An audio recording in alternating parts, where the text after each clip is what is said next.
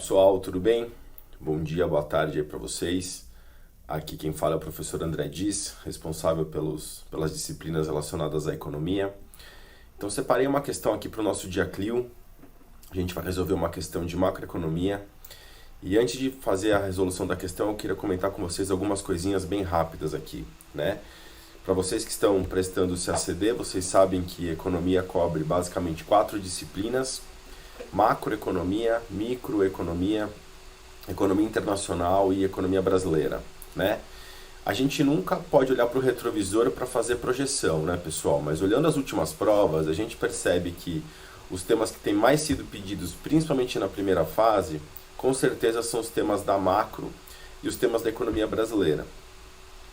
Isso tem algumas vantagens e algumas desvantagens, né? As vantagens é que, para quem está estudando História do Brasil, entender a economia brasileira fica relativamente mais fácil, né? Você lembrando as etapas de desenvolvimento da economia brasileira pela matéria de História, facilita você compreender alguns efeitos da economia brasileira do ponto de vista da economia. Se você junta com isso os temas da macro, né, os temas de PIB, os temas de inflação, os temas de política fiscal, política monetária, estudando o macro com os conhecimentos que vocês têm de história do Brasil, faz com que o tema de economia brasileira fique muito mais fácil. Então, basicamente, para a primeira fase, né, se a gente pensar que a prova desse ano deve seguir o padrão das últimas provas, embora isso não seja uma certeza, né, isso é sempre um risco, provavelmente macro e economia brasileira deve representar ali entre 70% e 80% das questões da primeira fase. Então, isso organiza bastante o estudo de vocês, né? Então, se dediquem mais aí para os temas da macro. Entendendo os temas da macro junto com a história do Brasil, a gente soma isso em economia brasileira e aí, basicamente, você tem uma boas chances de performar bem aí na primeira fase. Microeconomia e economia internacional sempre caem, mas caem numa quantidade menor e algumas vezes isso vem mais lá para a terceira fase, né? Então, na terceira fase, normalmente, a macro ou a economia brasileira vem em uma das questões, né? Seja de 60 linhas ou de 40 linhas, e o outro tema pode ser um tema mais relacionado ali à microeconomia ou economia internacional. Então, para organizar os estudos de vocês agora, eu focaria mais em economia brasileira e macroeconomia. Por isso, pessoal, que o que eu trouxe aqui foi uma questão de macro de 2014, né? Então é uma questão um pouco mais antiga, mas que já foi deixando claro para a gente os caminhos das questões de macro que as provas viriam a cobrar nos próximos anos. Então, embora seja uma questão de 2014, é uma questão bem representativa dos temas da macro, né, e do que é perguntado na primeira fase do CACD. Então, vamos para a questão. Eu vou tentar explicar da melhor forma possível, né? Considerem, obviamente, que a gente tem um tempo relativamente curto, né? E que os temas que a gente vai tratar aqui, a gente trabalha em pelo menos 2 aulas inteiras aqui no curso do Clio. Então, a gente tem que ir uma coisa muito mais pausada, partindo dos conceitos, né? Eu vou fazer uma explicação mais geral, lembrando alguns conceitos importantes aqui, para a gente poder atacar a questão que eu trouxe para vocês. Então, é a questão 72 de 2014. É fácil vocês acharem essa prova e o gabarito, né? E o meu ponto aqui é basicamente ajudar vocês a destrinchar um pouco essas questões. Deixo o meu e-mail para se alguém tiver alguma dúvida sobre o curso, alguma sugestão, quiser alguma sugestão de roteiro de estudo, pode me procurar, né? Pode me procurar pelos canais do Clio também. Mas eu deixo o meu e-mail para quem quiser conversar comigo sobre a prova, sobre o ritmo de estudos, então podem me escrever por lá que eu respondo e a gente vai fortalecendo essa relação. Tudo bem? Então, vamos partir aqui para a nossa questão, pessoal. Então, aqui está a questão inteira, né? A gente vai separar aqui cada bloquinho para responder um item dessa questão. Então, a questão é o seguinte: acerca dos fluxos internacionais de bens e capital, dos regimes de câmbio e da relação câmbio-juros, julgue os itens a seguir. Então, já fica claro para a gente ali que é um tema da macroeconomia aberta, né? Então, que a gente tem ali o estudo de como que políticas fiscais e políticas monetárias, né, afetam o crescimento dos países e também geram alterações ali no fluxo de capital entre esses países, né? Então o tema grosso aqui, o principal, né, é o final do curso de macro, que é um tema de macroeconomia aberta. Então vamos para a primeira questão. Os fluxos financeiros são impactados por expectativas e políticas cambiais e monetárias das diferentes economias. Assim, se a taxa de juros de um país for superior à de outro país, espera-se um fluxo positivo de recursos em direção ao país com taxa de juros mais elevada, com o mesmo perfil de risco. Então percebam que a gente tem muita coisa nessa questão, né? A gente tem que tomar muito cuidado porque em alguns momentos as estratégias da prova são começar ali nas 2, 3 primeiras linhas afirmações que parecem muito corretas, né? E ela dá uma escorregada proposital no final, né, para te induzir ao erro. Então, primeira coisa é separar isso daqui em blocos, né? Então ele está me falando de fluxos financeiros, depende de expectativas, políticas cambiais e monetárias. Beleza, tá certo? Assim, a taxa de juros de um país for superior à de outro país, isso vai afetar o fluxo positivo. Então, sim, diferencial de juros afeta o nível de fluxo. O que ele está me dizendo é que se um país tem uma taxa de juros superior à de outro, espera-se um fluxo positivo. Está correto, desde que uma economia com o mesmo perfil de risco. Bom, aparentemente a questão está correta, então vamos destrinchar esses pontos aqui para a gente poder conversar, né? O ponto principal aqui que a gente tem que lembrar é o seguinte, né? O que é essa relação de risco? O que é essa relação de taxa de juros e como que isso afeta o fluxo de ativos, o fluxo de capital entre dois países? A primeira coisa que a gente tem que pensar, pessoal, é o seguinte: quando a gente olha como que uma economia se relaciona com a economia internacional, né, como que o Brasil se relaciona com o resto do mundo, isso acontece basicamente por 2 caminhos. A gente tem 2 vasos comunicantes que conectam a economia brasileira à economia estrangeira. Um canal é o canal de comércio, é o canal de bens e serviços, né? Então o Brasil exporta bens e serviços para o mundo, o Brasil importa bens e serviços do mundo.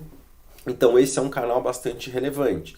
Dependendo do que acontece no Brasil ou dependendo do que acontece no resto do mundo, esse canal, esse fluxo de ligação de comércio, né, de exportações e importações, ele pode se acelerar ou desacelerar, né? Então isso obviamente afeta a minha economia. Se eu estou exportando muito mais, isso gera um crescimento econômico da minha economia. Se eu estou importando muito mais, isso faz com que eu perca uma parcela da minha renda nacional em termos de bens comprados de fora. Então esse é o primeiro canal. O segundo canal, que é o canal que ele está discutindo aqui, é o canal do fluxo de ativos. Então, além do Brasil trocar bens e serviços com o resto do mundo, o Brasil também troca ativos. O que isso significa? Empresas brasileiras, bancos brasileiros compram ativos financeiros do resto do mundo, né? Bancos brasileiros compram ações de empresas americanas, compram títulos de dívida da Alemanha, compram títulos de dívida do Japão, assim como bancos americanos compram participação em empresas brasileiras, compram títulos de dívida do governo brasileiro. O ponto aqui é que para eu comprar bens ou serviços ou ativos do exterior, necessariamente eu preciso ter moeda estrangeira. Para eu comprar uma ação da Amazon nos Estados Unidos, eu preciso ter dólares. Para eu comprar um título de dívida do Tesouro Americano, eu preciso ter dólares. Assim como a decisão de qualquer estrangeiro de adquirir um bem ou um ativo brasileiro, esse agente econômico ele precisa ter reais. Então o fato é que tanto o canal de comunicação de comércio quanto o canal de comunicação de ativos acaba afetando o mercado de moeda. Se eu aumento a demanda por ativos financeiros estrangeiros, indiretamente eu aumento a demanda por moeda estrangeira, porque para adquirir esses ativos eu preciso adquirir moeda estrangeira. A gente precisa ter isso na cabeça, né? O fluxo de bens e serviços e o fluxo de ativos indiretamente afetam a demanda por moeda estrangeira. Portanto, isso afeta a minha taxa de câmbio. Quando a gente vai olhar para a taxa de câmbio do ponto de vista do fluxo de ativos, dos fluxos financeiros, que é o que a questão está apontando aqui, a gente tem que lembrar uma relação muito importante. Essa relação é chamada da paridade descoberta da taxa de juros. Bom, que juros é esse? Esse juros é um juros representativo da minha economia, né? Eu tenho diversas taxas de juros na economia brasileira. Eu tenho taxas de juros de empréstimos bancários, eu tenho taxas de juros de títulos do governo, né? Cada operação financeira vai ter uma taxa de juros correspondente.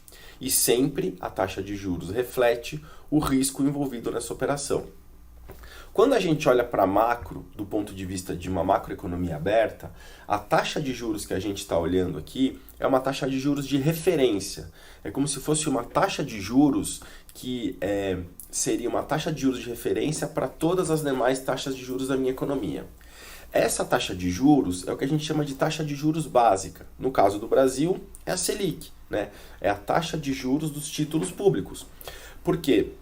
Se qualquer agente pode emprestar para o Estado brasileiro a uma taxa Selic, ele só vai emprestar para qualquer outro agente, seja empresa, seja qualquer outra coisa, por uma taxa de juros superior.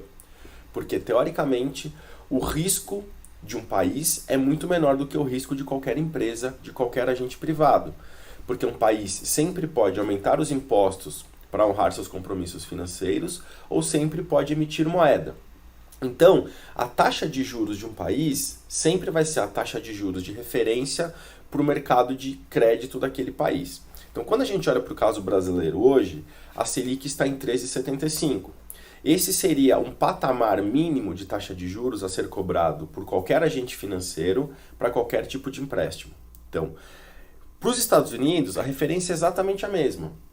A taxa de juros de referência, a taxa de juros que baliza todas as operações econômicas, é a taxa de juros dos títulos de dívida do Tesouro dos Estados Unidos, né?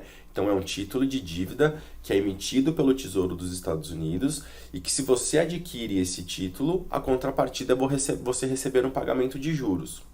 Sempre a rentabilidade do investimento, a rentabilidade desse papel, está atrelado ao risco. Então, papéis cujo risco de recebimento é muito alto, você cobra um prêmio de rentabilidade maior. Países onde o risco de inadimplência é muito menor, a taxa de juros é muito menor. Então, tendo isso na cabeça, a gente tem que pensar o seguinte, né? Os investidores brasileiros, ou os investidores americanos, ou qualquer investidor do mundo, eles sempre podem alocar uma parcela da sua poupança em títulos do Brasil ou, por exemplo, em títulos dos Estados Unidos. O que esses investidores vão procurar? Eles não vão procurar necessariamente a maior rentabilidade. Eles vão buscar a maior rentabilidade levando em consideração o risco de não receber esse pagamento, né? Se você observa, por exemplo, a taxa de juros básica da Argentina, é uma taxa de juros altíssima. Por quê? Porque o risco de você não receber esse dinheiro de volta é muito alto. Então, o que os investidores olham não é simplesmente o patamar da taxa de juros, mas é a relação entre taxa de juros e o risco envolvido nessa operação. Quando a gente olha para essa equação que está na tela de vocês, o I do lado esquerdo é a taxa de juros doméstica. A gente pode pensar que isso é a taxa de juros dos títulos públicos aqui no Brasil, a Selic de 13,75. E asterisco é a taxa de juros de referência internacional. A gente pode pensar aqui a taxa de juros básica da economia dos Estados Unidos, que hoje está em 5%. O que essa equação está me dizendo? Ela está me dizendo o seguinte, olha, a diferença de taxa de juros tem que ser proporcional ao risco do câmbio. Porque pensa da seguinte maneira, pessoal, por que o investidor colocaria dinheiro nos Estados Unidos a 5% e não colocaria esse dinheiro no Brasil a 13,75%? Bom, basicamente porque essa diferença de rentabilidade entre os juros pode ser anulada por uma variação cambial, né? Se esse investidor americano aplica essa taxa a quantidade de recursos que ele tem aqui na economia brasileira a 13,75 hoje, pode ser que no momento de saída desses investimentos, a mudança da taxa de câmbio tenha feito com que esse investidor perdesse dinheiro. Então, só pode existir uma diferença de rentabilidade entre juros brasileiro e juros americanos se essa diferença refletir exatamente o risco de câmbio. Porque se a diferença de risco de câmbio fosse menor do que a diferença da taxa de juros, seria muito mais atrativo para os investidores americanos investir aqui na economia brasileira. Um exercício rápido, que a gente não vai ter muito tempo para discutir isso, mas pensa o seguinte: um investidor americano coloca $1 milhão no Brasil a uma taxa de câmbio de 5-1. Depois de um ano, esse cara vai ter a rentabilidade dos títulos públicos, mas se a taxa de câmbio de saída for diferente da taxa de câmbio de entrada, ele pode perder muito dinheiro. Imagina que ele entrou com um câmbio de 5-1 e está saindo com um câmbio de 10-1, né? Ele perdeu 100% da rentabilidade em termos de taxa de câmbio. Então, mesmo com uma taxa de juros de uma diferença tão grande, pode ser comido, pode ser mais do que anulado por um risco cambial. Então, essa afirmativa, ela está correta, né? Quanto maior a taxa de juros na economia brasileira, sem alteração da taxa de juros da economia americana, eu tendo a atrair fluxos positivos de investimento. O meu país se torna relativamente mais atrativo do que o país estrangeiro.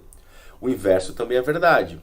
Se a taxa de juros no Brasil não muda e a taxa de juros nos Estados Unidos aumenta, isso aumenta a atratividade da taxa de juros dos Estados Unidos, aumenta a atratividade dos investimentos no mercado americano, tendendo a absorver dólares da minha economia.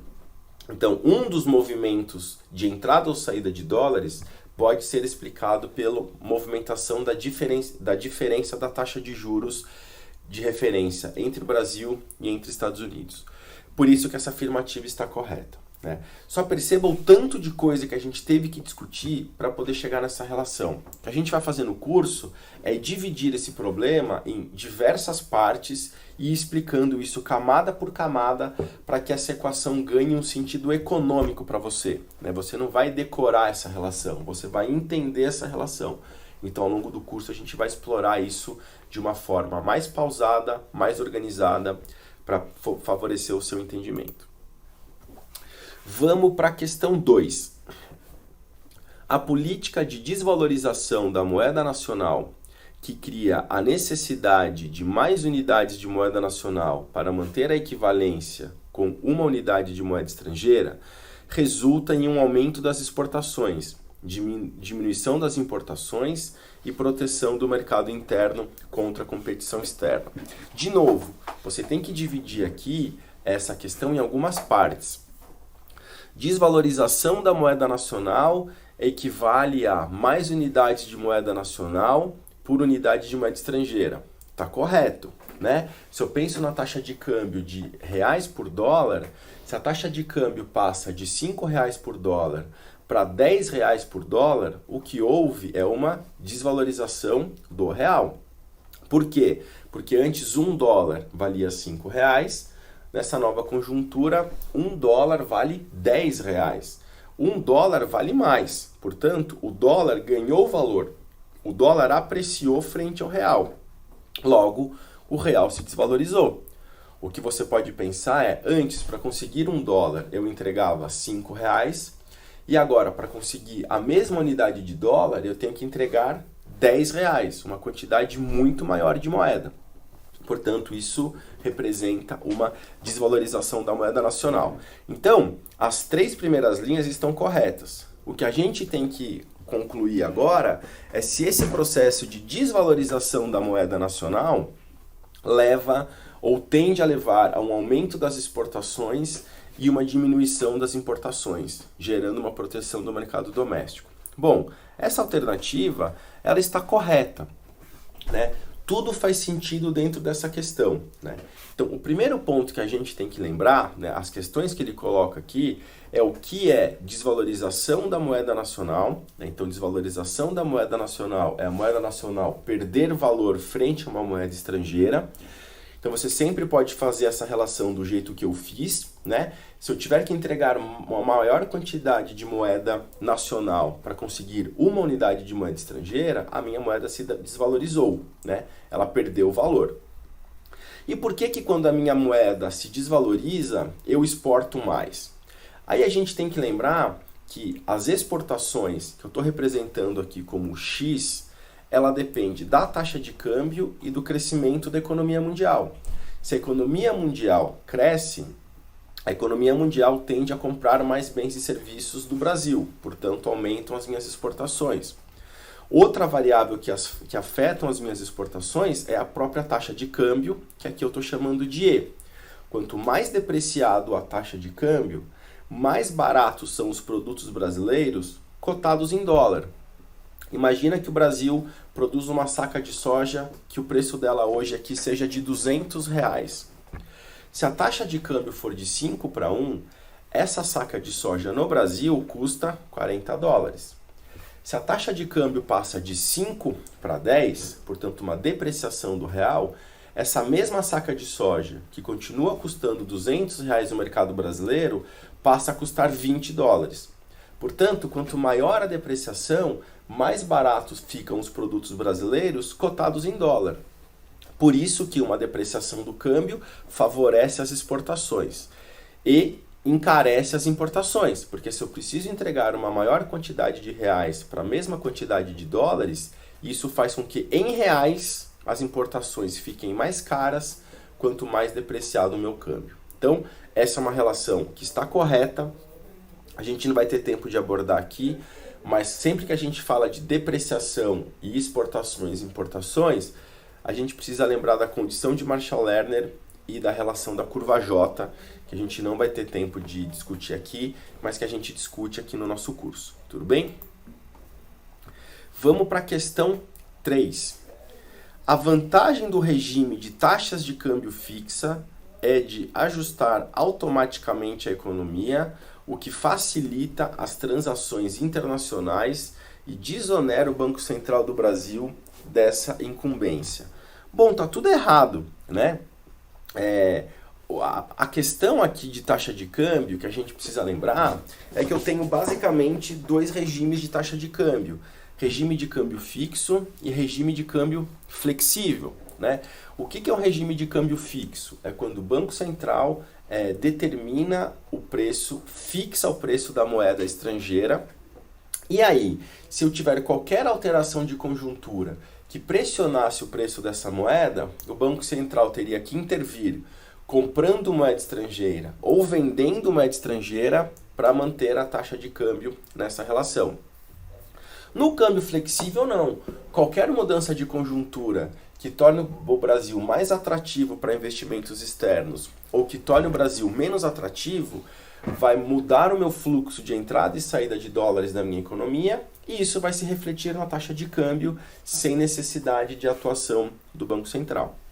Então, essa relação entre câmbio fixo, câmbio flexível, política fiscal, política monetária e intervenções do Banco Central, a gente pode discutir de diversas maneiras na macroeconomia.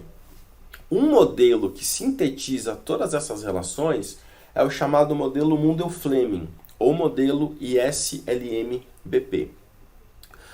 Claro que a gente não vai ter tempo de discutir aqui em 4 minutos o que é esse modelo e como que ele funciona, né? Eu só coloquei para vocês aqui dois exemplos.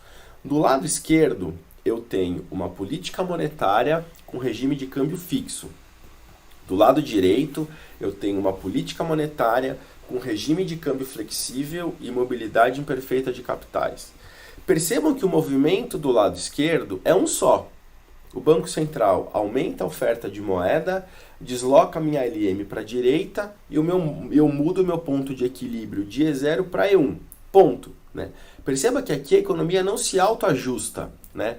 Esse aumento da oferta de moeda, que gera uma redução da taxa de juros no eixo vertical do gráfico da esquerda, vai pressionar a taxa de câmbio brasileira, levando a uma pressão de desvalorização do real, fazendo com que o Banco Central precisasse vender dólares nessa economia. Para o Banco Central vender dólares nessa economia e não afetar a oferta de moeda, ele precisaria usar um instrumento que a gente chama de esterilização cambial.